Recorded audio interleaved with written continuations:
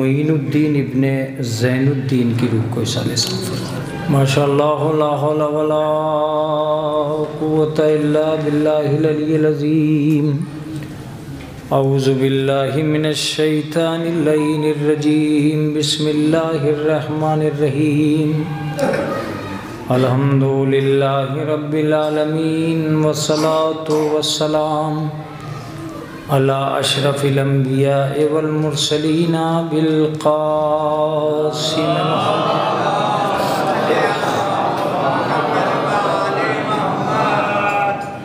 والصلاة والسلام علی اہل بیتہ الطیبین الطاہرین المعصومین المظلومین المنتجبین المنتخبین۔ اما بعد فقد قال اللہ تعالی وتبارک فی کتابہ المحکم وخطابہ المتقن وقولہ احسن۔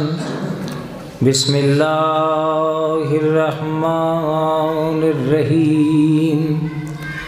انا خلقنا الانسان فی احسن تقویم۔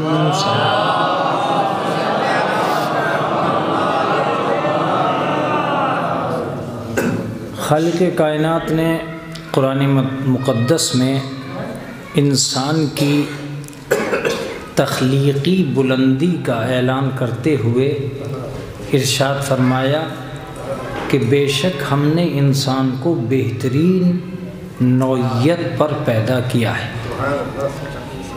قرآن مجید نے انسان کو بلندیاں دینے کے لیے اور اس کی عظمت کو برقرار رکھنے کے لیے یہ جملہ قرآن میں رکھا ہے تاکہ قیامت تک قبیلہ انسانیت احساس کمتری کا شکار نہ ہو سکے اور آدمی کو سر اٹھا کر چلنے کا موقع مل سکے کہ قرآن نے اسے نیچا نہیں بتایا ہے بلکہ اونچا بتایا ہے۔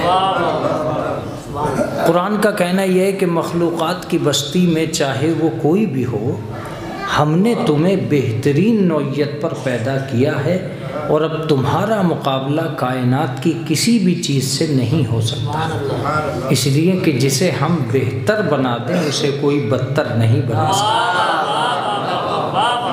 انا خلقنا الانسان فی احسن تقویم کی دنیا میں اگر آپ ترجمہ کرنا چاہیں گے تو بہت مشکل ہے احسن تقویم کا ترجمہ۔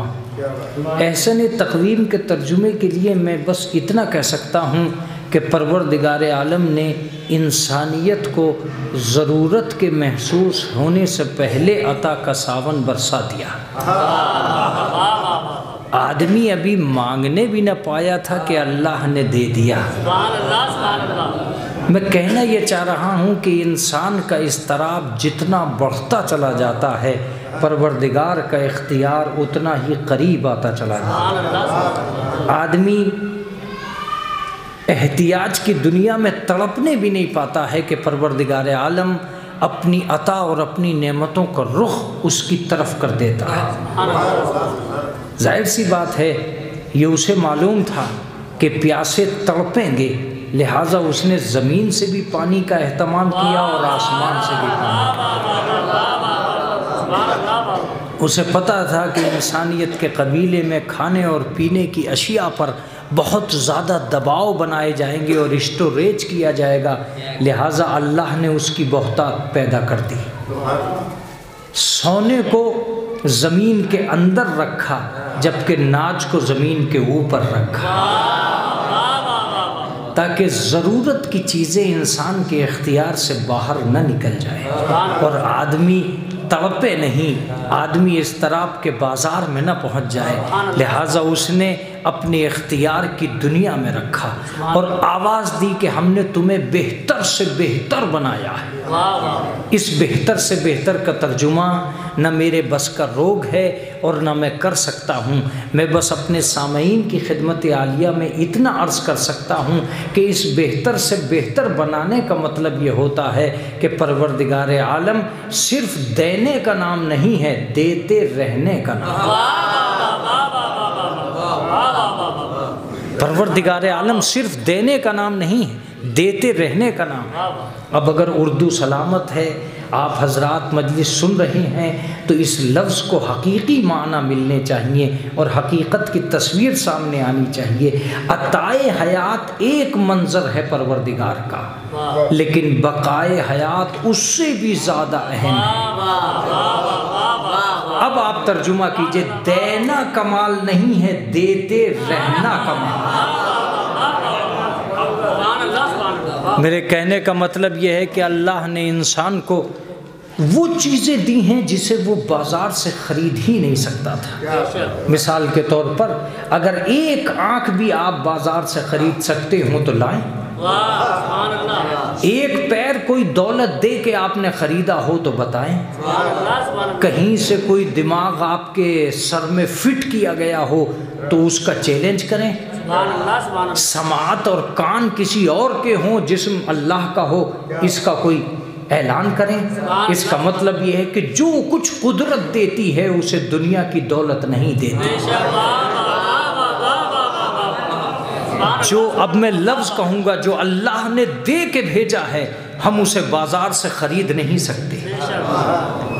ظاہر سی بات ہے اگر ہم چاہیں تو ایک پیر خرید لیں، خرید تو لیں گے، مگر چال ویسی نہیں ہوگی جیسے پہلے تھی۔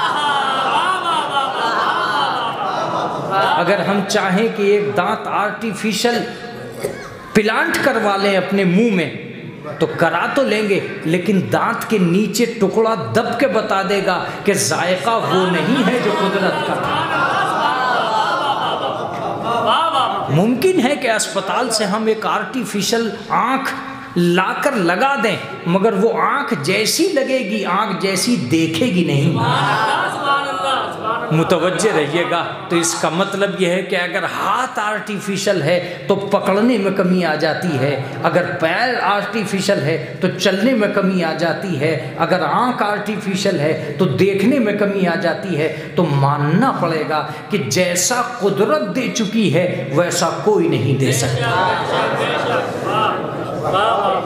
اور اب میں ایک لفظ کہنے جا رہا ہوں، اگر دینے والا صرف دے کر بھی چھوڑ دیتا تب بھی زندگی کے ہر موڑ پر اس کا شکر لازم تھا کہ جیسا اس نے دیا ہے کوئی دے ہی نہیں رہا۔ مثال کے طور پر اس نے آنکھیں دی تھی، کوئی اور آنکھ نہ دے سکا۔ اس نے دل دیا تھا، کوئی اور دل نہیں دے سکا۔ اس نے دماغ دیا تھا، کوئی اور نہیں دے سکا۔ جب نہیں دے سک رہا ہے تو شکر اسی کا ہونا چاہیے جس نے دے کے بھیجا ہے۔ ساری دنیا تمہیں دیتی ہے تمہارے ہونے کے بعد، اللہ نے تمہیں دیا ہے تمہارے ہونے سے پہلے۔ ماں باپ کا کرم شروع ہوتا ہے پیدا ہونے کے بعد، اللہ کا رحم شروع ہوتا ہے پیدا ہونے سے پہلے۔ متوجہ رہیے گا، ہم دنیا میں اس سے ہاتھ ملاتے ہیں جو ہمیں دیتا ہے، لیکن پروردگار عالم نے اس وقت دیا ہے جب ہم ہاتھ ملانے کے قابل ہی نہیں تھے۔ ساری دنیا ہمیں دنیا میں آنے کے بعد پوچھتی ہے، اللہ نے اس وقت بھی دیا ہے۔ ظاہر سی بات ہے آدمی 100 سال تک دولت کے بل پہ ہو سکتا ہے کہ جیا ہو، حالانکہ جیتا نہیں ہے، لیکن 9 مہینے ماں کے پیٹ میں کس کے بل پہ جی رہا تھا؟ ایک لفظ جو کہنے کو دل چاہتا ہے، ذرا غور سے نظریں اٹھاؤ تو تمہیں پتہ چلے گا، جو ماں کے پیٹ میں بند کوٹھری میں تمہیں بھوکا نہ مرنے دے، وہ صحن حیات میں کیا بھوکا مرنے دے۔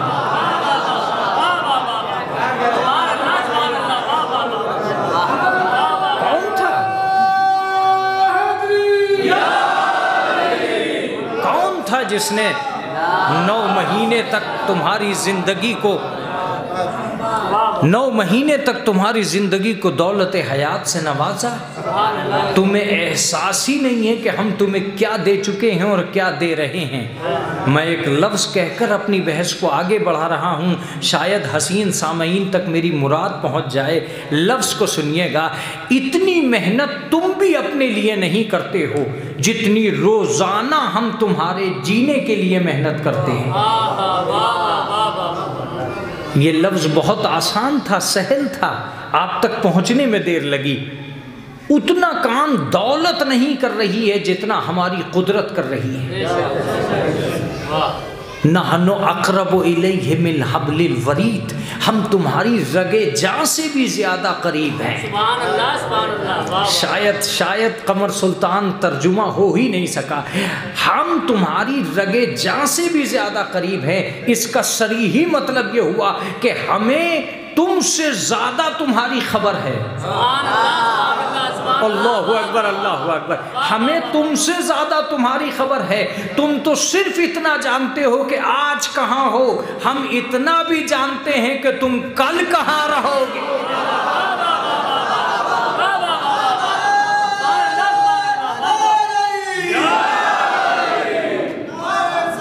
تمہیں تو صرف اتنی خبر ہے۔ میں آپ کی حسین سماعتوں کی نظر دو آیتیں کرنا چاہتا ہوں۔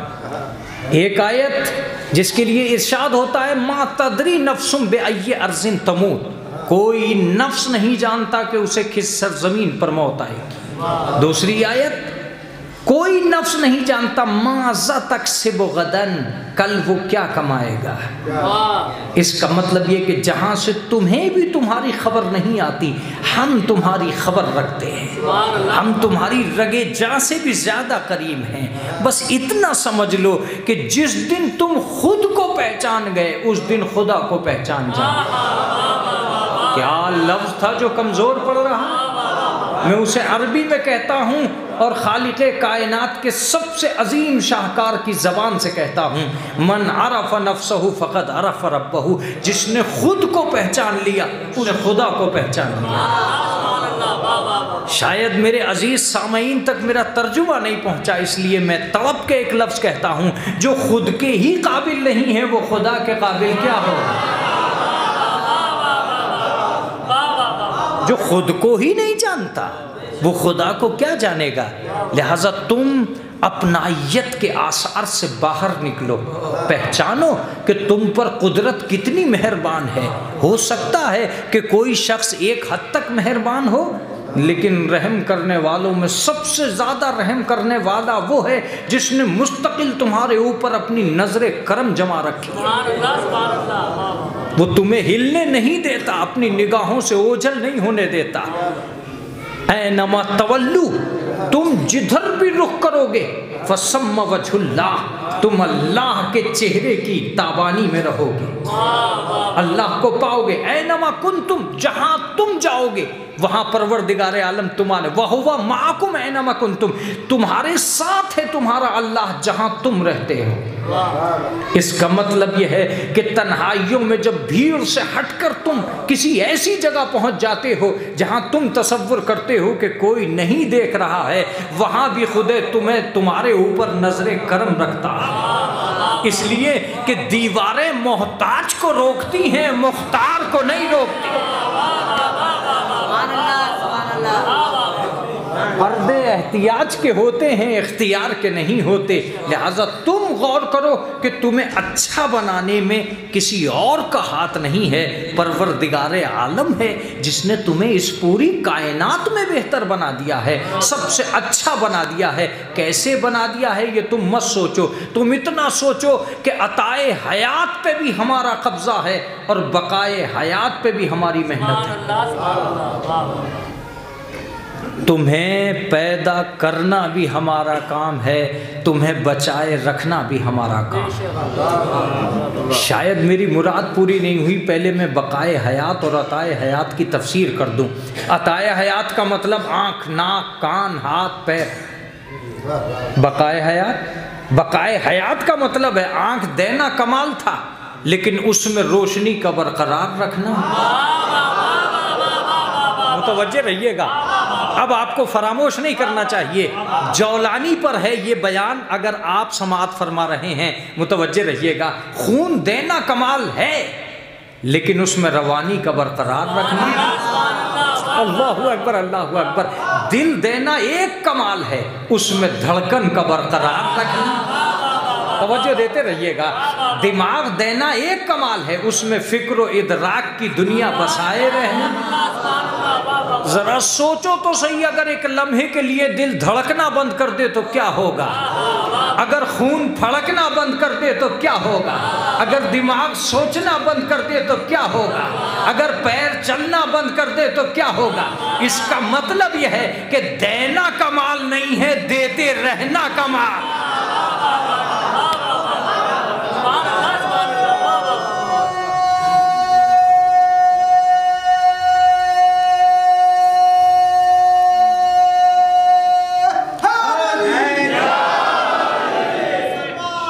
اس کا مطلب یہ ہوا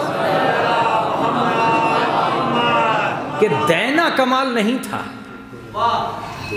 دینا کمال ہے لیکن دیتے رہنا یہ کمال ہے۔ کون لایا ہے روشنی؟ ایک لفظ جو حسین سامعین کی نگاہوں سے گزرے گا، سماعتوں سے گزرے گا تو بہت حسین ہو جائے گا۔ دینے میں بھی یہ توازن برقرار رکھنا کہ جس کو دے رہا ہوں وہ سنبھال بھی پائے گا کہ نہیں۔ متوجہ رہیے گا، یہ توازن واللہ تقدیر العزیز العلیم، یہ جتنا بھی مقدر ہے پروردگار عالم کا جانا ہوا اور پہچانا ہوا ہے۔ حکمتوں سے بھری ہوئی دنیا ہے جو ہم نے تمہیں دی ہے۔ اگر خون زیادہ روانی پکڑ لے تو کیا ہوگا؟ اگر دل زیادہ دھڑکنے لگا تب کیا ہوگا؟ دماغ زیادہ سوچنے لگا۔ اس کا مطلب یہ کہ دل اور دماغ کی روانی کو دینا کمال نہیں ہے، اسے کنٹرول میں رکھ کے دینا کمال، اسے کنٹرول میں رکھ کر دینا کمال۔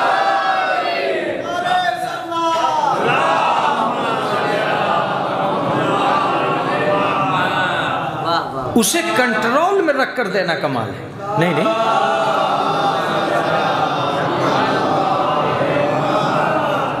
اسے کنٹرول میں رکھ کر دینا کمال ہے۔ کنٹرول کا مطلب یہ ہے تقدیر العلیم، جانی ہوئی، یہ ہے میزان، یہ ہے وہ شے جو پروردگار عالم ہی اپنے بندوں کے لیے کر سکتا ہے، کوئی اور نہیں کر سکتا ہے۔ ظاہر سی بات ہے اگر ڈاکٹر تھوڑی سی غفلت کر دے اور غلط انجیکشن لگا دے تو ریئیکشن جان بھی لے سکتا ہے۔ ہائے ہائے ہائے، توجہ دیجیے گا، اس کا مطلب یہ کہ ایک ڈاکٹر کا غلط انجیکشن زندگی کے لمحوں میں ریئیکشن پیدا کر سکتا ہے۔ کتنا کمال ہے اس قدرت کا کہ زندگی کو دیتا بھی رہا اور ریئیکشن بھی نہیں ہونے دی۔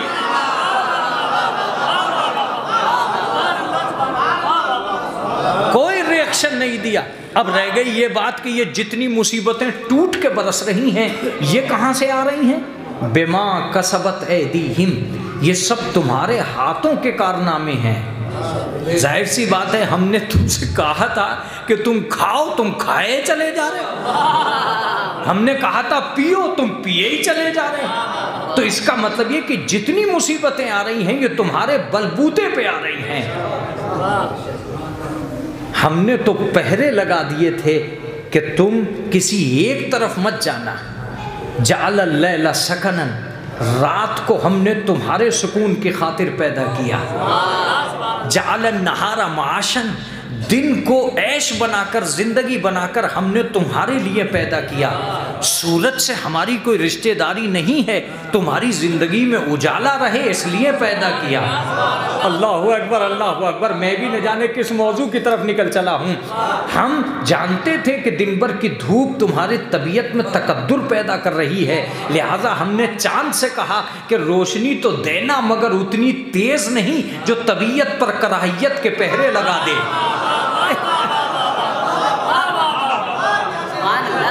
لہذا تمہارے خیال کی خاطر اور تمہاری زندگی کی خاطر ہم نے اپنی قدرت کے انمول ذخیرے تم پر لٹائے۔ وَسَخَّرَ لَكُم مَّا فِي السَّمَاوَاتِ وَمَا فِي الْأَرْضِ جَمِيعًا، زمین اور آسمان کی آغوش میں جتنی بھی چیزیں ہیں ہم نے تمہاری انسانیت کے حوالے کر دی ہیں۔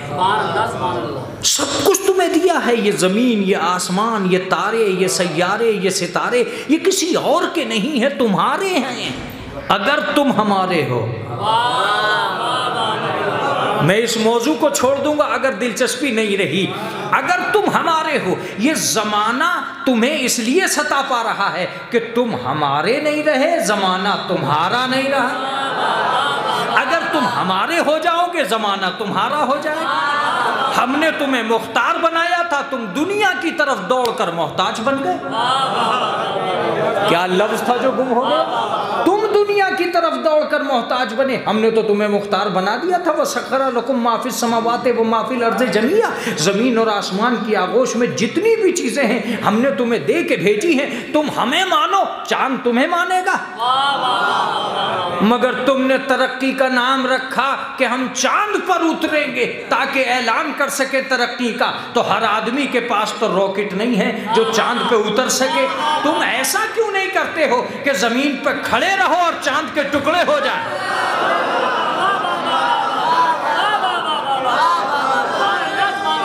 تم زمین پر کھڑے رہو.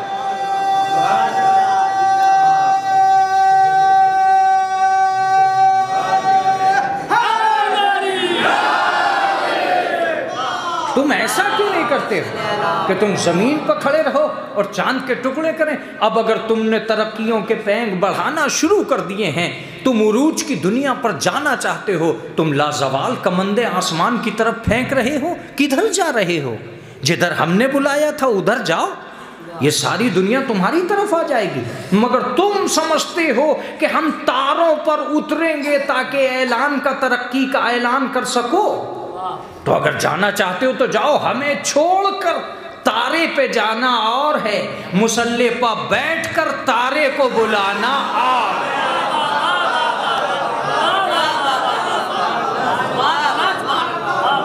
اس ترقی کے انمول ذخیرے کو تم کس طرف لے کر جا رہے ہو؟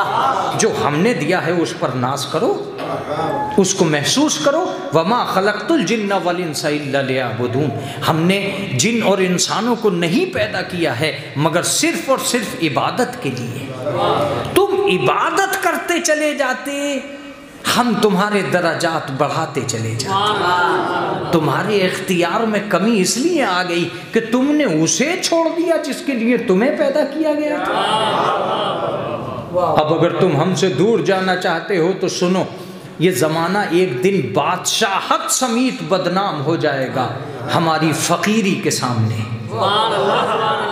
کیا تم نے نہیں دیکھا کہ خواجہ اجمیری ایک فقیر تھا، اس کے دور کا بادشاہ پریشان ہو گیا. فقیر نے اپنا دم اتنا دکھلایا کہ اس نے پورے تالاب کو جس پہ بادشاہت کا پہرا تھا اپنے لوٹے میں اتار لیا. اختیار کی اس دنیا کو کوئی نہیں جانتا تھا کہ فقیر میں اتنی بھی طاقت ہو سکتی ہے کہ پورے تالاب کو لوٹے میں بند کر دے. اگر فقیر میں یہ ہمت ہے کہ پورا تالاب لوٹے میں آ جائے تو جناب امیر میں یہ طاقت ہے کہ پورا قرآن نقطے میں آ جائے.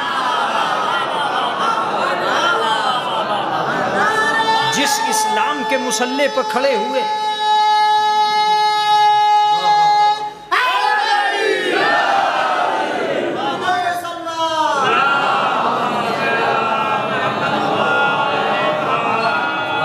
جس اسلام کے مسلح پر کھڑے ہوئے فقیر کا یہ حال ہے،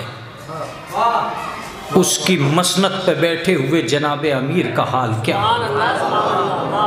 تم نے سوچا ہی نہیں. اس نے یہ سارا کرشمہ اس لیے دکھلایا تھا کہ دنیا کو اندازہ ہو سکے کہ حکومت کا اختیار اور ہوتا ہے، مسلح کا اقتدار اور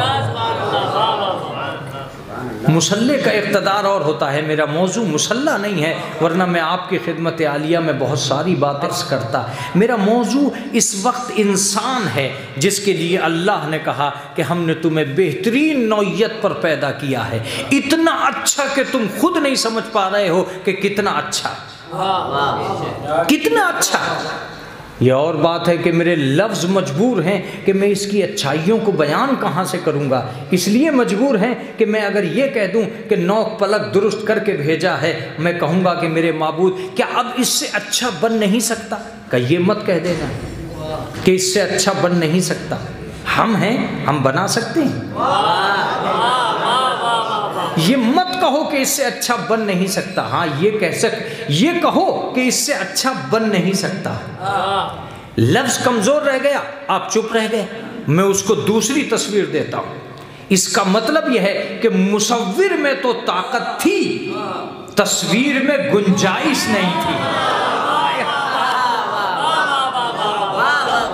یہ ہے وہ لفظ جو بیان سے بھی بیعت لے لیتا ہے، سماعت کی تو بات اور ہے۔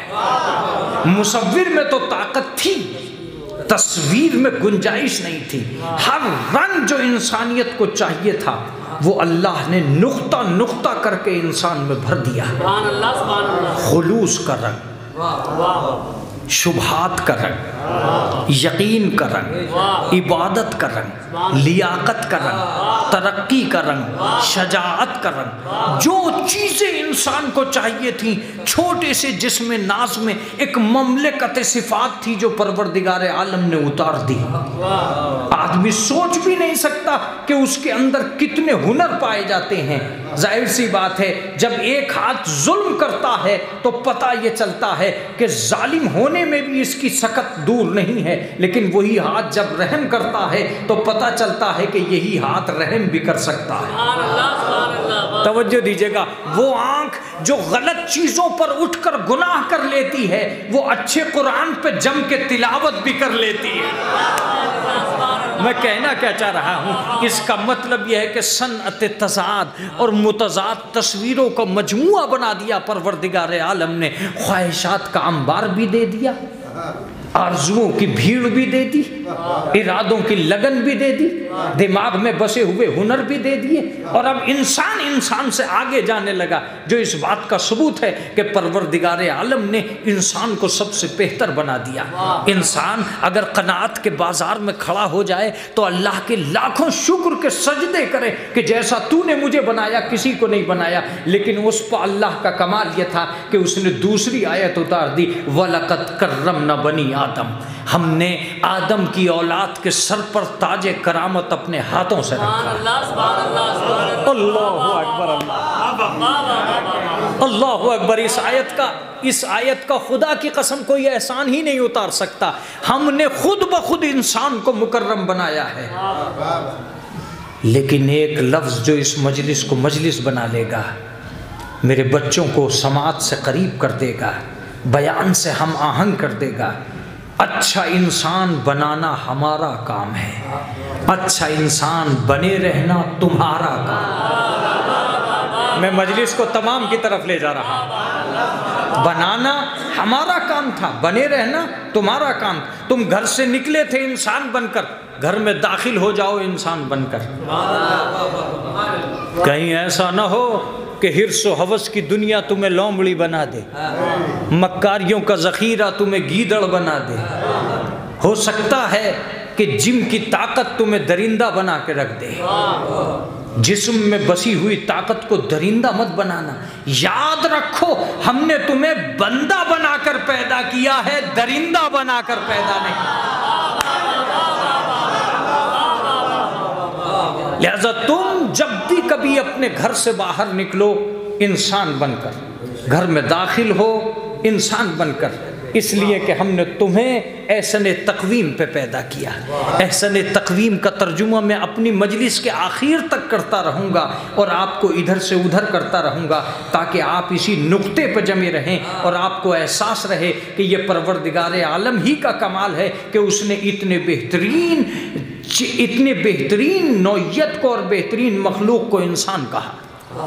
پھر کیا ہوا کہ ہمیں یہ کہنا پڑا والعصر ان الانسان لفی خسر، بے شک انسان گھاٹے میں ہے۔ پھر کیا ہوا کہ ہمیں یہ کہنا پڑا یا ایھا الانسان ما غرک بربک الکریم، اے انسان تجھے کیا ہو گیا ہے کہ تو اپنے رب سے کون سی چیز ہے جو تجھے تیرے رب سے ہٹائے جا رہی ہے۔ یا ان الانسان لربہ لکنود، بے شک انسان اپنے رب کا ناشکرہ بندہ ہے جس نے نعمتوں کا اٹوٹ ساون برسایا تھا۔ اسی کو یہ کہنا پڑا کہ انسان گھاٹے میں ہے۔ کیوں؟ اس کا مطلب یہ ہے کہ تمہیں جینا چاہیے تھا انسان بن کر، تمہیں کچھ اور بننا ہی نہیں چاہیے تھا، تمہیں ہر جہت میں انسان بننا تھا۔ اگر تم انسان بن گئے ہوتے تو کمال تمہارے قدم چومتے۔ آپ کی دعاؤں کے ساتھی، دین کے شریک، آپ کے استخاروں کے مرید، آپ کی فاتحہ کے شریک، آپ کی جماعت کے شریک، آپ کی عبادت کے گواہ،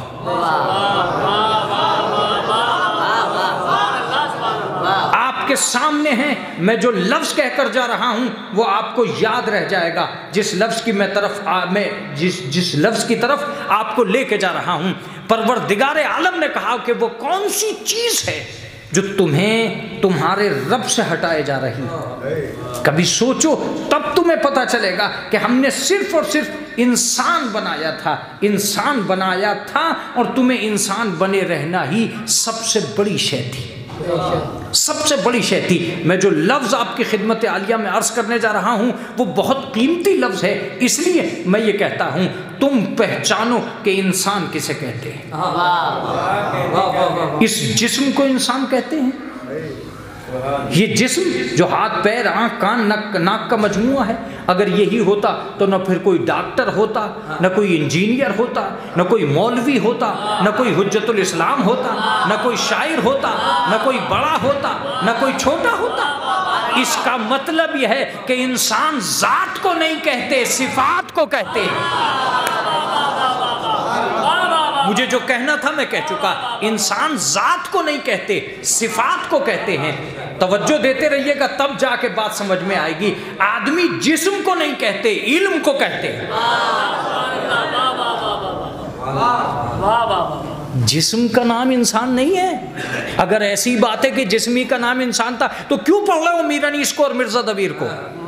ایک انسان ہی تو تھے، تم بھی انسان ہو، اپنے آپ کو پڑھو۔ پتہ یہ چلا کہ کہیں کہیں جسم ایسا ہوتا ہے کہ جسم 60 سال جیتا ہے، تذکرہ کئی سال رہتا ہے۔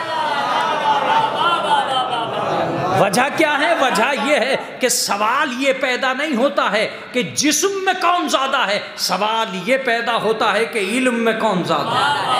اب اگر میری لفظیں ہی گم ہو رہی ہیں تو بات دوسری ہے، ورنہ مجلس اپنے شباب پہ ہے۔ سوال یہ نہیں ہے کہ دولت میں کون زیادہ ہے، سوال یہ ہے کہ فضیلت میں کون زیادہ ہے۔ سوال یہ نہیں ہے کہ اظہار میں کون زیادہ ہے، سوال یہ ہے کہ کردار میں کون زیادہ ہے۔ سوال یہ نہیں ہے کہ مالدار کون ہے، سوال یہ ہے کہ صاحب کردار کون ہے۔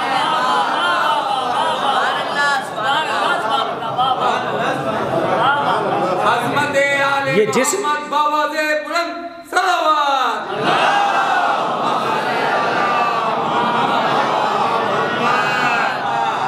یہ جسم فضیلتوں کو اکٹھا کرنے کی سبیل ہے۔ یہ جسم دنیا میں رہ کر آخرت کے انتظام کے لیے ایک سبیل ہے۔ یہ جسم چند دن کے لیے دیا گیا تھا تاکہ ہر دن سکون سے رہ سکو۔ یہ جسم مرنے کے لیے دیا گیا تھا تاکہ ہر دن زندہ رہنے کی سبیل کر لو۔ جسم دنیا میں دے کر بھیجا گیا ہے تاکہ آخرت کا انتظام کر لو۔ جسم نتیجہ عبادت نہیں ہے، ذریعہ عبادت ہے۔ ارے آپ میرے ساتھ نہیں ہیں۔ جسم وسیلہ عبادت ہے، عبادت کا نتیجہ نہیں ہے۔ یہی وجہ ہے کہ ہم نے جسم کے تھکنے پر ثواب نہیں دیا ہے، نیت پہ ثواب دیا ہے۔ الاعمال بالنیات۔ اگر ایسا ہوتا کہ ہم جسم پہ ثواب بانٹ رہے ہوتے تو ہمیں چاہیے تھا کہ جو 100 رکعت پڑھ دے اسے ثواب زیادہ ملے، لیکن ثواب 2 ہی رکعت پہ ملا، سب کو برابر نہیں ملا۔ جب سب نے 2 رکعت پڑھی تو برابر کیوں نہیں ہے؟ اس کا مطلب یہ کہ جسم کا نام عبادت نہیں ہے، نیت کا نام عبادت ہے۔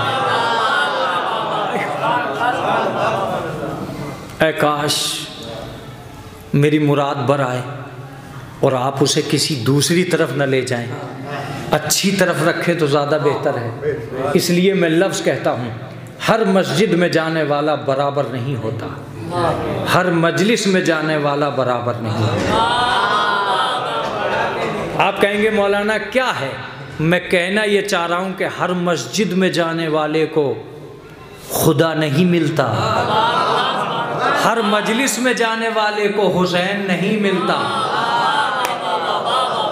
بہت سے مسجد میں جانے والے ایسے ہیں جو برسوں سے مسجد میں جا رہے ہیں اور آج تک خدا تک نہیں پہنچے، اور بہت سے مجلس میں بھی جانے والے ایسے ہیں جو برسوں سے مجلس میں جا رہے ہیں اور آج تک حسین تک نہیں پہنچے۔ اب آپ کہو گے اس کی دلیل کیا ہے؟ اگر سارے مسجد میں جانے والے خدا تک پہنچ گئے ہوتے تو آتنکوادی کہاں سے آتے؟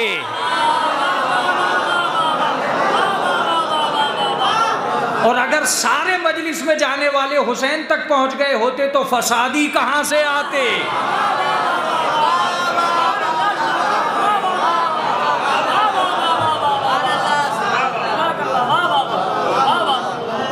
یہ سوس خانی پہ جھگڑا، یہ پیش خانی پہ جھگڑا، یہ نوحہ خانی پہ جھگڑا، یہ انجمن سازی پہ جھگڑا، یہ امام باڑے پہ جھگڑا، یہ پوسٹر پہ جھگڑا، اس بات کا ثبوت ہے کہ طبیعت کا فرقہ اور ہے، شریعت کا فرقہ۔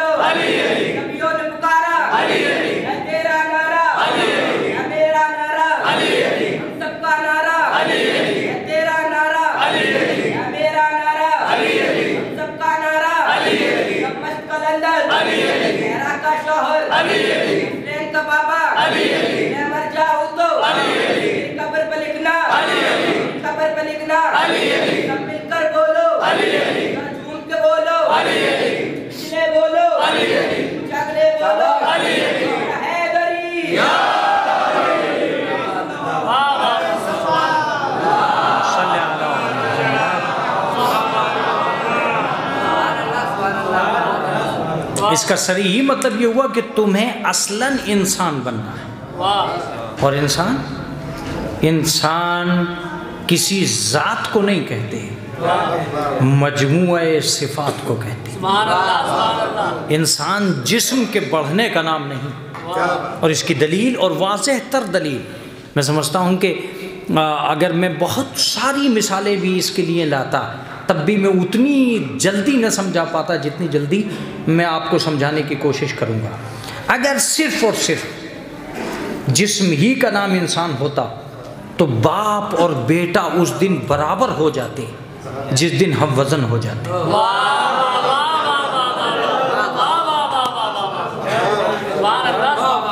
آپ متوجہ ہو گئے؟ باپ اور بیٹا اس دن برابر ہو جاتے جس دن ہم وزن ہو جاتے، مگر باپ باپ ہے، بیٹا بیٹا ہے۔ جب دونوں ہی 72-73 کلو کے ہیں تو دونوں کو برابر ماننا چاہیے۔ اس کا مطلب یہ ہے کہ جسم کو انسان نہیں کہتے، جسم میں چھپے ہوئے رتبوں کو انسان کہتے۔ اگر فضائل کی دنیا جسم پر مقید ہو جائے تو نہ رشتے بچیں گے، نہ بڑے اور چھوٹے کی دنیا بچے گی، نہ کوئی اونچا ہوگا نہ کوئی نیچا ہوگا۔ میں سمجھتا ہوں کہ ان جسموں میں بند وہ قالب، وہ انسان جو اپنے دماغ کے اندر جیتا ہے، اس انسان کو باہر آنا چاہیے، اور وہی خیمہ ادراک کا جوہر کمال ہے جو یقینی طور پر انسان ہے۔ ظاہر سی بات ہے انسان جب اپنا استعمال کرتا ہے تو فرشتوں کو نوکر بنا لیتا ہے۔ متوجہ رہیے گا، میں ایک لفظ کہنے جا رہا ہوں، انسانیت جب عروج کی طرف بڑھتی ہے تو معراج میں ایک ایسا وقت بھی آ جاتا ہے جہاں فرشتہ پیچھے رہ جاتا ہے، انسان آگے نکل جاتا ہے۔ فرشتوں کا پیچھے رہنا اس بات کا ثبوت تھا کہ ہم پیغمبر کو اس نقطے تک لے کر آئے جہاں فرشتے نے ہاتھ جوڑ کر کہا کہ اب میں اس سے آگے نہیں بڑھ سکتا، میرے بالوں پر جل جائیں گے۔ اس کا مطلب یہ ہے کہ حد ملک سامنے آ گئی، حدود بشریت سامنے نہیں آئی۔ مجھے جو کہنا تھا میں کہہ چکا، اے جبریل کیوں آگے نہیں بڑھ رہے ہو؟ کہا میری یہ حد ہے۔ اس کا مطلب یہ ہے کہ اللہ نے رسول کو آگے بڑھا کر بتایا کہ اب ہم آج بتائیں گے کہ انسان کسے کہتے ہیں۔ ایک لفظ جو قابل قبول ہو جائے تو بہت اچھا ہے، ورنہ تفسیر کا لفظ ہے، آدم کو پیدا کر کے اللہ فرشتوں کے سامنے ایک سے ایک اچھا انسان رکھتا رہا، مگر فرشتوں کی سمجھ میں نہیں آیا کہ ہم سے اونچا بھی کوئی ہو سکتا ہے۔ معراج میں جب رسول آگے بڑھے تب اللہ نے کہا اب دیکھو اس سے اونچا کون ہے۔ نقطہ مختتم کمال تھا جہاں رسول نے قدم رکھا، بلندیوں کی بھی حد ختم ہو گئی تھی جہاں رسول نے قدم رکھا۔ قاب قوسین او ادنیٰ کی تفسیر قیامت تک نہیں ہو پائے گی، میں تو بس اتنا جانتا ہوں کہ اتنا اوپر جانے کے بعد کوئی نیچے نہیں آیا۔ یہ تو وہی بتا سکتا ہے کہ وہ گیا کیوں اور آیا کیوں۔ میں نے پوچھا کہ حضور جب جنت میں پہنچی گئے تھے تو آنے کی کیا ضرورت؟ کہ سنو، گیا تھا رحمان کی خاطر، چلا آیا انسان کی خاطر۔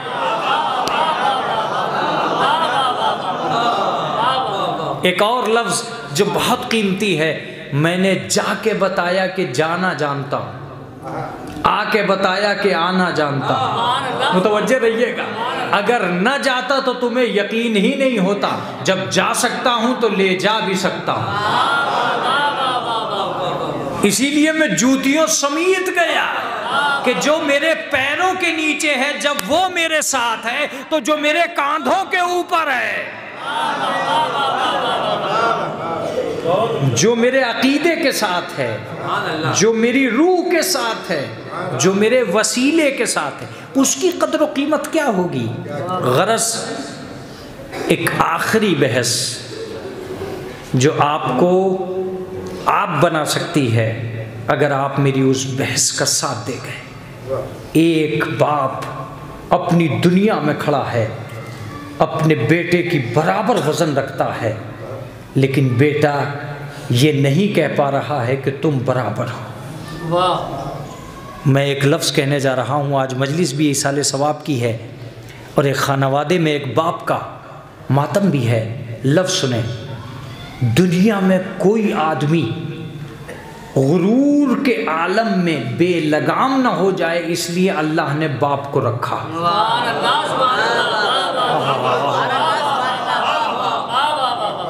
یہ لفظ بڑا قیمتی تھا، اسی لیے شاید شریعت نے ایک پابندی لگائی بیٹے پر، وقفش جناح الذل، اپنے کاندھوں کو جھکاؤ۔ کیا جھکنے ہی سے تعظیم ہوگی باپ کی؟ کہ نہیں، میں نے جھکایا ہی اس لیے ہے کہ مغرور نہ ہونا۔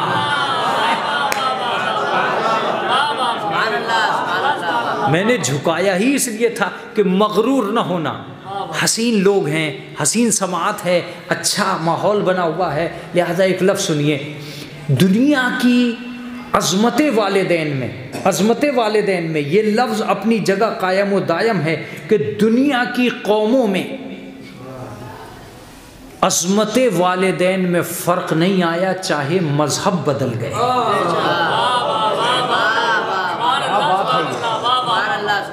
مذہب بدلے، عظمت والدین میں فرق نہیں آتا۔ جب ہم ہندوؤں میں جاتے ہیں تو ہندو ہم سے کہتے ہیں کہ ہم اپنے بیٹے کو یہ حکم دیتے ہیں کہ وہ اپنے باپ کا چرن چھوئے۔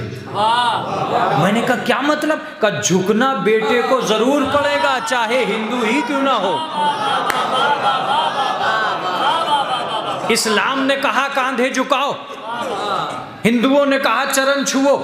اس کا مطلب یہ ہے کہ والدین کی عظمت کسی مذہب کی پابند نہیں ہے، صرف باپ ہونا کافی ہے عظمت کے لیے۔ شریعت حکم دے یا نہ دے، وہ باپ ہے، اس کی تعظیم کرو۔ یہی وجہ ہے کہ رسول اسلام سے کسی نے پوچھا کہ میرا باپ کافر ہے، اب میں کیا کروں؟ کہ باپ ہونے کی حیثیت سے اس کا احترام کرو۔ اس کا مطلب یہ کہ عظمت والدین کسی شریعت کی پابند نہیں ہے، اس کے لیے باپ ہونا ہی کافی ہے۔ کہا مولانا باپ کسے کہتے ہیں؟ میں دو لفظوں میں بات کرنے جا رہا ہوں، آپ متوجہ ہو جائیے۔ باپ کسے کہتے ہیں؟ دنیا کیا ترجمہ کرتی ہے مجھے نہیں پتا، لیکن میں اتنا جانتا ہوں کہ باپ اور بیٹے میں ایک گراں قدر صفت کا ماحول پایا جاتا ہے۔ وہ کیا ہے؟ وہ یہ ہے کہ باپ نام ہے مستقل شفقت کا، بیٹا نام ہے مسلسل اطاعت کا۔ آغا مجلس تمام ہونے جا رہی ہے۔ باپ نام ہے مستقل شفقت کا، بیٹا نام ہے مسلسل اطاعت کا۔ آج میں ہر باپ سے بھی کہوں گا کہ وہ اپنے آپ کو باپ ہونا سیکھ لے، اس لیے کہ اس لفظ میں بہت خطرناک بات آ رہی ہے۔ صرف بیٹوں ہی پہ ساری باتیں نہیں ہیں کہ بیٹا بنا ہے صفت کی وجہ سے، باپ بنا ہے صفت کی وجہ سے۔ اگر باپ شفقت کرنا چھوڑ دے تو باپ نہیں، اور اگر بیٹا اطاعت کرنا چھوڑ دے،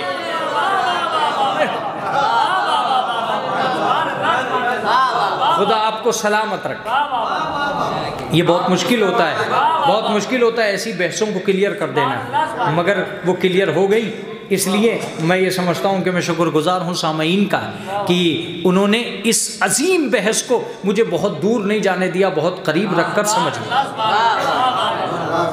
شاید یہی وجہ تھی کہ کشتی چھوڑنے کے باوجود ایک باپ اپنے بیٹے کو پکارتا رہا۔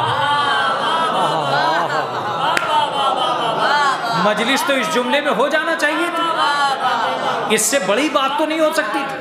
اے پیغمبر اسلام، اے منجی قوم و ملت، اے جناب نوح، آپ کا نالائق بیٹا آپ کی کشتی کو چھوڑ کے موجوں میں کھیل رہا ہے، وہ موجوں کے تموج پہ کھڑے ہو کر کہہ رہا ہے کہ مجھے سمندر بچا لے گا، مجھے پہاڑ بچا لے گا۔ جناب نوح نے کہا قیامت تک کے لیے ہر بیٹے سے کہہ دے کہ آج جو میں اپنے بیٹے سے کہہ رہا ہوں وہی ہر باپ کا نتیجہ ہے۔ جناب نوح نے کہا لا عاصم اليوم، آج کوئی نہیں بچائے گا میرے لال۔ میں مجلس پڑھ چکا ہوں، جملہ سن لیجئے اور مجلس کا لطف اٹھا لیجئے، مجلس کا لطف اٹھا لیجئے۔ اے پیغمبر کیا میسج دے رہے ہو؟ کہ ہر بیٹے سے کہہ دے جو باپ جیسی طاقت کو چھوڑتا ہے اسے پہاڑ جیسی طاقت بھی بچاتی نہیں ہے۔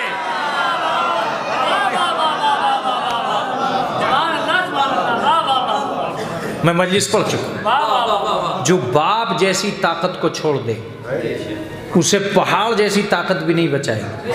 اس کا مطلب یہ کہ وہ دوست نہیں ہو سکتا جو تمہیں تمہارے باپ سے ہٹا دے۔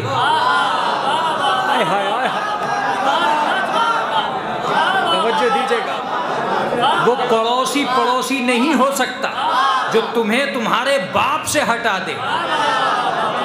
وہ معشوقہ نہیں ہے جو تمہیں تمہارے باپ کا دشمن بنا دے۔ ایک صلوات پڑھ دے محمد و آل محمد۔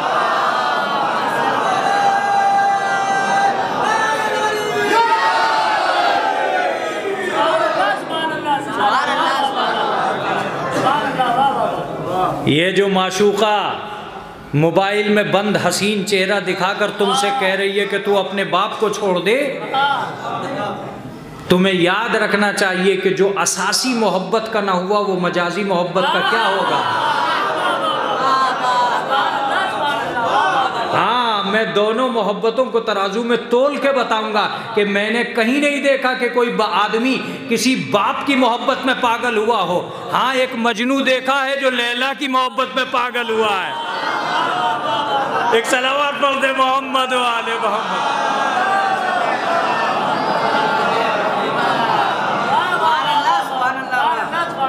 تو ایسی محبت کا کیا لینا دینا کہ جو تمہیں پاگل پن کی طرف لے جا رہی. نہ خالہ خالہ رہی، نہ ممانی ممانی رہی، نہ چچی چچی رہی، بس وہی اچھی ہے. تو 100 اچھوں کو چھوڑ کر ایک اچھے کا کیا کریں گے؟ اور ایک صلوات پڑھ دے محمد و آل محمد.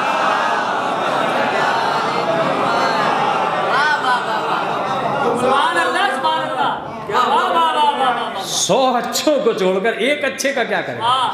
ٹھیک ہے تم حسینہ ہو، لیکن اس کا یہ مطلب تو نہیں ہے کہ میں اپنے باپ جیسے شخص کو چھوڑ دوں. جناب نوح نے کہا کہ دنیا کے ہر بیٹے کو خبر کر دے کہ طاقت کوئی بھی ہو، باپ سے بڑی طاقت نہیں ہوتی. باپ باپ ہے اور یہ اللہ نے انوکھا پیدا کیا. میں ایک لفظ کہہ دوں پھر اس کے بعد. میں نے کہا پیغمبر بلا کیوں رہے ہو؟ کہ میں آخر تک اس لیے بلاتا رہا تاکہ دنیا میں اعلان تو ہو کہ میں نے شفقت نہیں چھوڑی تھی، اس نے اطاعت چھوڑ دی.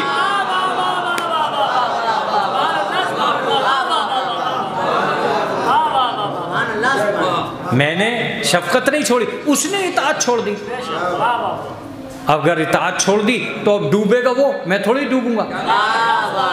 اس کا مطلب یہ کہ جب پیغمبر کا بیٹا نہ بچا باپ کو چھوڑ کر،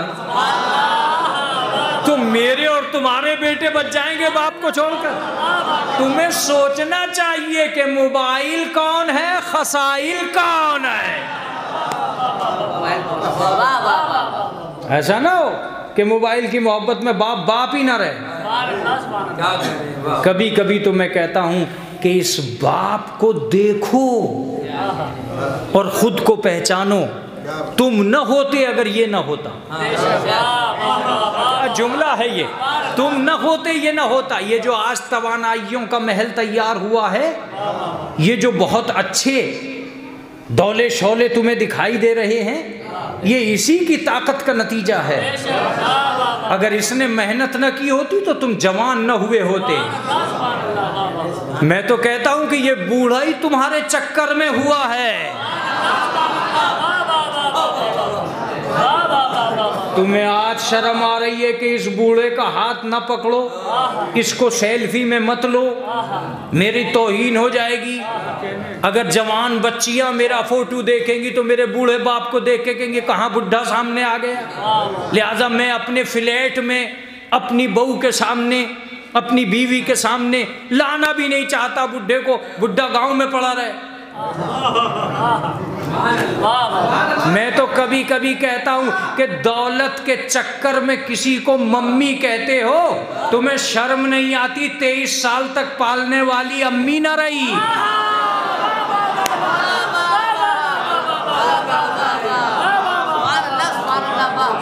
جس نے 23 سال پالا وہ امی نہیں، اور جس نے جہیز دے دیا ممی جان. ایک صلوات پڑھ دے محمد و آل محمد.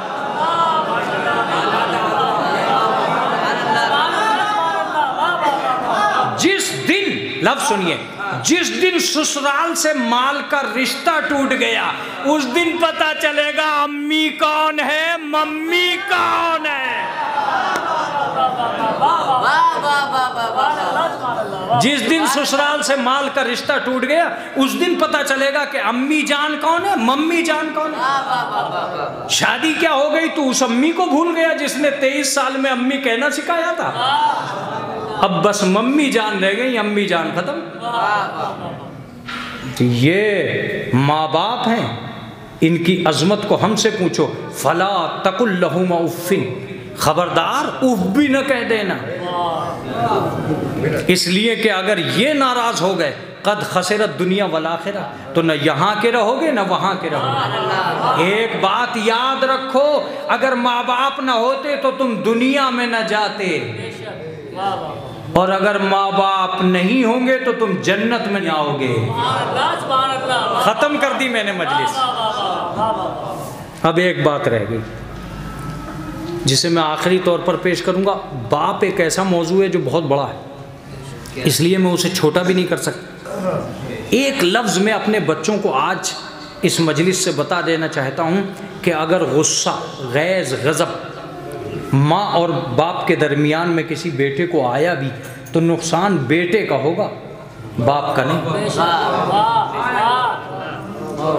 باپ کا کوئی نقصان نہیں۔ آپ کہیں گے مولانا باپ کا نقصان کیسے نہیں؟ سنیں، اگر غصے میں باپ نے بیٹے کو گھر سے نکال دیا تب بیٹا جہنمی، اور اگر کہیں طاقت کے زور میں آ کر بیٹے نے باپ کو گھر سے نکال دیا تب بیٹا جہنمی۔ اس کا مطلب دونوں شکلوں میں نقصان بیٹے کا ہوا، باپ کا کوئی نقصان نہیں۔ دونوں شکلوں میں نقصان کس کا؟ بیٹے کا ہے، باپ کا کوئی نقصان نہیں ہے۔ مجلس تمام ہو گئی، بات بھی تمام ہو گئی، نصیحتیں بھی ہو گئیں، سب کچھ ہو گیا۔ اب وہ لفظ سنیے کہ اگر میں کتاب بھی لکھتا تو اس سے قوی لفظ نہ ہوتا۔ دونوں شکلوں میں نقصان بیٹے کا ہے، باپ کا نہیں۔ شاید یہی وجہ تھی کہ رسول اللہ علی کو امت کا باپ بنا کر گئے تھے۔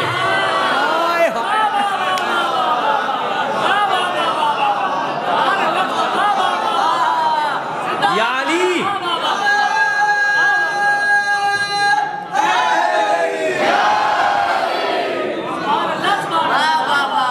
شاید یہی وجہ تھی کہ رسول اسلام حضرت علی علیہ السلام کو امت کا باپ بنا کر گئے تھے۔ یا علی انت و انا ابا ہذہ الامہ، اے علی تم اور میں اس امت کے دو باپ ہیں۔ وجہ کیا تھی؟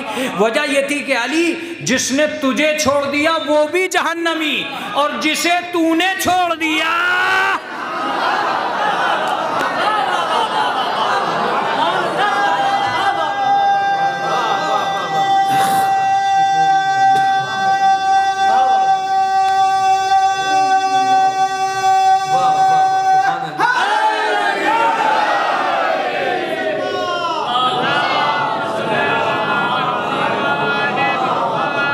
یہی وجہ ہے کہ ہر امام آپ کے لیے باپ کی حیثیت رکھتا ہے، بلکہ باپ سے بھی افضل ہوتا ہے۔ اس لیے آپ زیارات میں کہتے ہیں کہ بے ابی و امی، آپ کے اوپر میرے ماں باپ فدا ہو جائیں۔ یہ جو آپ زیارات میں کہتے ہیں کہ آپ کے اوپر میرے ماں باپ فدا ہو جائیں، یہ اسی لیے کہتے ہیں کہ آپ جسے سب سے زیادہ چاہتے ہیں، سب سے زیادہ چاہتے ہیں، جب آپ اس کو قربان کر رہے ہوتے ہیں تو اس کا مطلب یہ کہ افضل وہ ہوتا ہے جو آپ کے باپ سے بھی افضل ہو۔ سبحان اللہ، سبحان اللہ۔ اسی لیے کہا گیا ہے کہ النبی اولیٰ بالمومنین بانفسہم، نبی جو ہوتا ہے وہ مومنین سے ان کے نفسوں پر زیادہ افضل ہوتا ہے، زیادہ افضل ہوتا ہے۔ اس کا مطلب یہ کہ اس کا امت کے لیے ایک رشتہ ہوتا ہے، اور وہ رشتہ باپ کا رشتہ ہوتا ہے، اور باپ سے بھی افضل ترین رشتہ ہوتا ہے۔ تو ہمیں چاہیے کہ ہم ہر جہت میں اپنے سامعین کی خدمت عالیہ میں یہ روایات کے لفظ دے رہا ہوں کہ جب جناب موسیٰ کو ٹھوکر لگی اور خون نکلا تو انہوں نے کہا کہ پروردگارا آخر مجھ سے کیا خطا ہو گئی ہے کہ مجھ پر آفتیں مصیبتیں آ رہی ہیں؟ تو کہا موسیٰ اب سنبھل کے چلو، اس لیے کہ اب تمہاری ماں باپ نہیں ہیں جو تمہیں مصیبتوں سے بچا لیں گے۔ کبھی سوچئے گا تو آپ کو پتہ چلے گا کہ میں کیا لفظ کہہ رہا ہوں۔ موسیٰ، یہ ایک ماں ہوتی ہے اور یہ ایک باپ ہوتا ہے کہ پردیس میں بھی اگر بچہ ہوتا ہے اور وہ یہاں سے اس کی سلامتی کی دعا کر رہے ہوتے ہیں تو وہ وہیں پہ انہیں بچا لیتے۔ آپ جانتے ہیں کہ جب جناب علی اکبر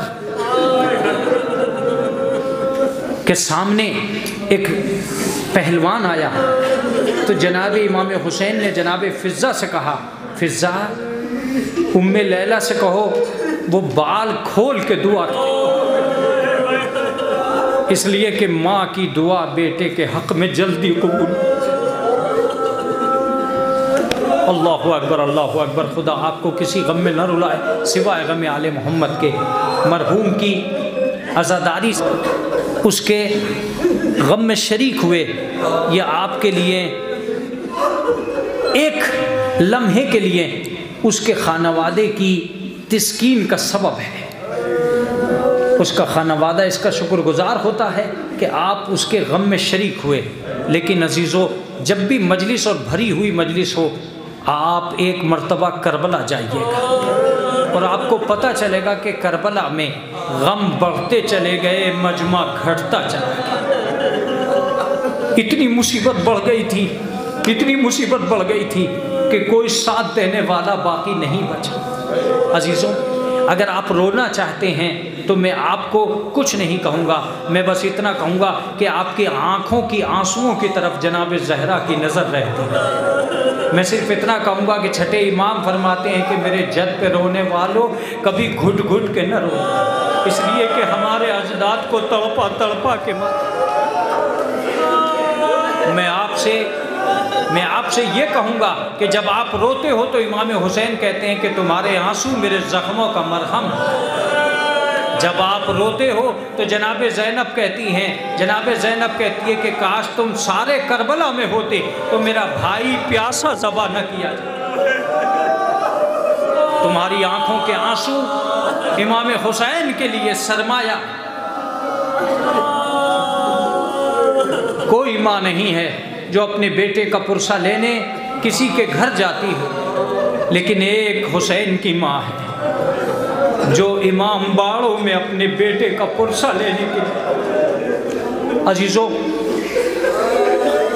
ایک مرحوم کی مجلس ایک خانوادے نے برپا کی ہے، آپ حضرات اس میں شریک ہوئے ہیں۔ میں بس آپ سے ایک لفظ کہوں گا کہ لے کر میت سے اور 40ویں تک ایک بات کا احساس کرنا کہ جب بھی کبھی کسی میت میں شریک ہو، تم دیکھنا کہ کربلا میں اور ہم میں کتنا فرق۔ میں اگر لفظ کہہ کر ممبر سے نیچے آ گیا تو آپ روتے رہ جائیں گے۔ ایک احساس اور مصائب تمام، جتنے جنازے تم نے اٹھتے ہوئے دیکھے،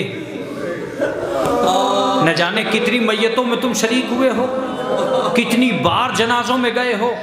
مجھے قسم آپ کو دیتا ہوں کہ مجھے یہ بتاؤ کہ کوئی ایک جنازہ بھی آپ نے ایسا دیکھا ہے جو 4 کاندھوں پہ نہ ہو۔ جو میت آپ نے اٹھتے ہوئے دیکھی ہے وہ 4 کاندھوں پہ اٹھی۔ مصائب تمام ہونے جا رہے، لیکن کربلا کا ہر جنازہ اکیلے کاندھے پہ آئے۔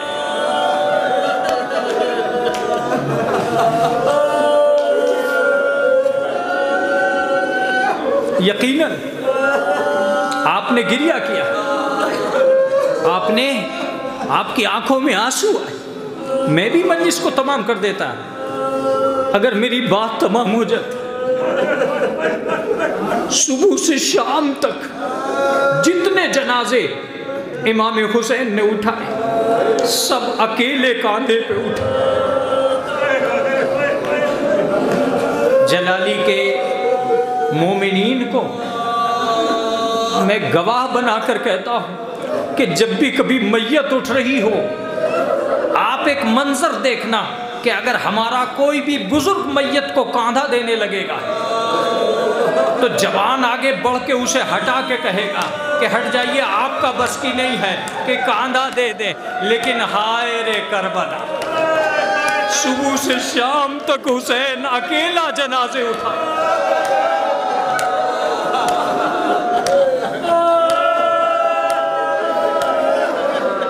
اکیلا امام حسین علیہ السلام جنازے پہ جنازہ لاتے رہے اور اکیلے کاندھے۔ آپ جانتے ہو کیا ہوا؟ میں آپ سے یہ کہنا چاہتا ہوں کہ مصائب خالی مصائب کسی شہادت کا نام نہیں، ایک احساس کا نام مصائب۔ اب جو میں لفظ کہنے جا رہا ہوں اسے غور سے سنیے اور گھروں تک روئیں گے اگر آپ نے سوچ لیا کہ یہ مصیبت امام حسین پہ گزری۔ جناب حر کے بیٹے سے پہلے حر کے جنازے بیٹے کے جنازے پہ پہنچ گئے. حر نے چاہا کہ اپنے بیٹے کی میت اٹھائیں. حر کو منع کر دیا کہ نہیں حر، کوئی بھی باپ اپنے بیٹے کی میت نہیں اٹھا سکتا.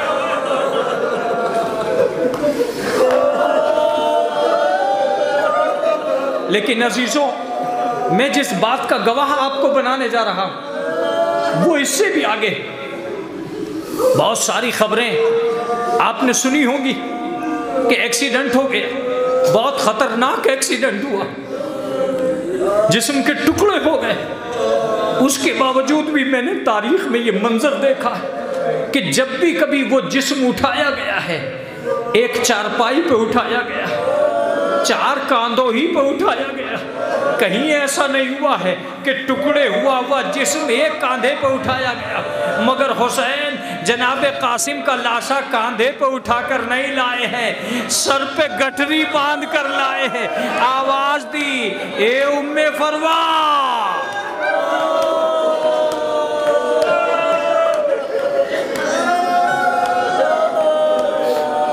اے ام فروا، تیرے بیٹے کا جنازہ ہے. سوچو تھوڑی سی دیر کے لیے کہ اکیلے امام حسین اپنے بھتیجے کے جسم کے ٹکڑوں کو کس طرح اٹھا کے لائے. روایتیں 2 ہیں.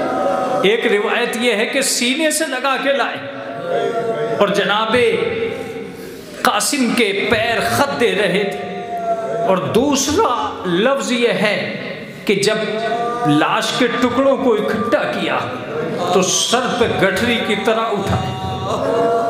عزیز ہو، بس اب اس سے زیادہ میں بھی نہیں جا سکتا تھا.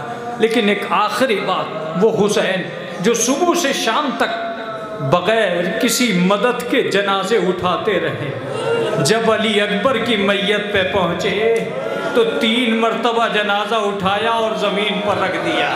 آواز دیے، بھیا عباس اب جنازہ نہیں اٹھتا، اجرکم اللہ. اور یہ کہہ کے بنی ہاشم کے بچوں کو آواز دے دی، اے بنی ہاشم کے بچوں آؤ اور دیکھو کہ مجھ سے جنازہ نہیں اٹھتا. انا للہ و انا الیہ راجعون، رضم بقضائہ و تسلیما لعمرہ، سیعلم الذین ظلموا ای منقلب